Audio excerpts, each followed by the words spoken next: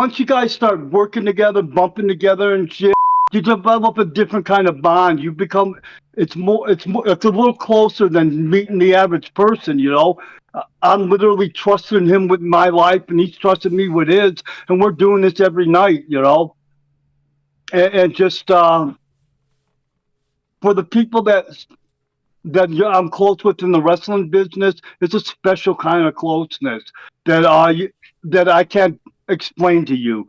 I see guys that I haven't seen in years, and it's like I just seen them yesterday, and just pick right up where I let off, and just I spent so much time with these guys doing different things, you know, and just you develop this bond on the road and stuff together too.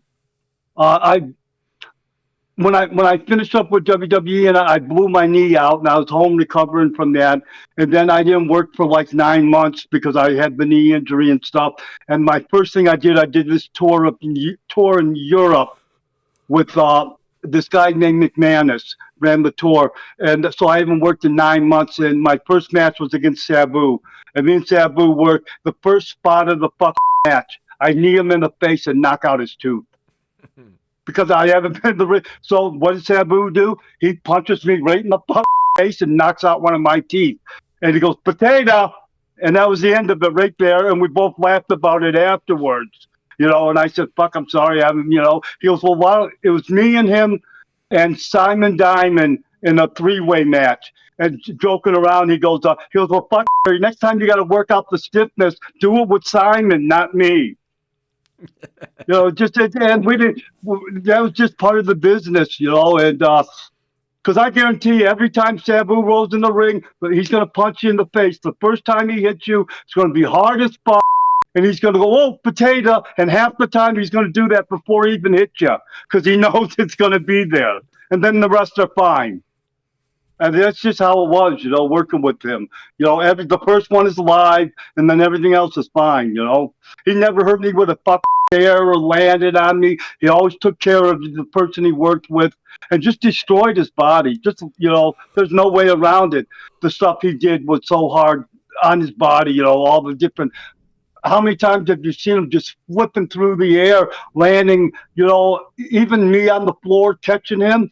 I'm catching him the best I can, but still him landing on me then and hitting his body. It's just not normal to do that to your body. And that's what he did for a living. That's how he made his living, you know?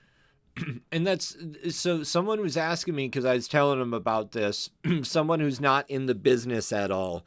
And I was just talking about how we lost one of our partnered wrestlers and talking about that to them. And then they said, well, did he have life insurance? And I have to assume that it would be pretty hard to get life insurance seeing the footage that Sabu does. And if you did have it, it would be insanely expensive knowing the type of matches you put on usually. Most of the wrestlers in our situations live paycheck to paycheck. They don't. So, I don't know. I can't tell. I don't know if he does. If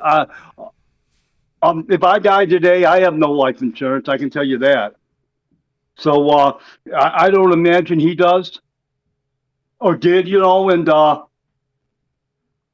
the boys will deal with that. Like I don't know. I don't even know who's taking care of all the arrangements. I'm gonna assume Rob is, because I don't know what Sabu has left for family. You know, the Sheik is dead, so I don't know if his mom's still alive or not. I just don't know. Haven't had a long conversation with Sabu in a long time, so I'm assuming Rob is taking care of everything. And if it becomes an issue, I'm sure Rob will reach out. You know, and then there will be an opportunity for people if they want to help out or whatever. You know, or with the GoFundMe or whatever they decide to do. You know, or maybe Rob has it planned out already. Um, or maybe Sabu was smart enough and smarter than me, and he has life insurance. I don't know. I just never thought of never had that conversation with him about that. That's the last thing. We were just talking in Vegas, you know, and it was a good conversation. We made half-ass plans to sit down and bullshit a little bit, and just never followed through with it. Of course, in Vegas, I didn't think, well, fuck, this is the last time I'm ever going to see him. So I don't know what he has planned. Hopefully he had more planned, but I don't know. Like I can tell you, I don't. I don't have enough money to eat every day of the month, so I don't know what he does. What he could do. You know. When things like this happen, because unfortunately it's rather common that wrestlers pass away before the age, old age really sets in. Does this when this happens, does this remind you of your mortality at all? Does this make you think about, what you've done in your life and your future? Um. Like usually, like I said, I can accept it and move on. Usually, and not that I don't care, because that's not what I'm saying, but usually I can just accept it and move on. This time was a lot harder. And I don't know if it's because I'm getting older or maybe because Sabu meant more to me than I realized he did. I don't fucking know. But this time was a lot harder. This time really set me back. And this time really got me bummed out. And that's normally I can say, oh, well, that's the shit, and generally feel bad for the person's family and stuff that they have to deal with it. But I've had so many friends die out of the blue, just over, with them one day and a week later they're dead. So I've just been able to adjust to it.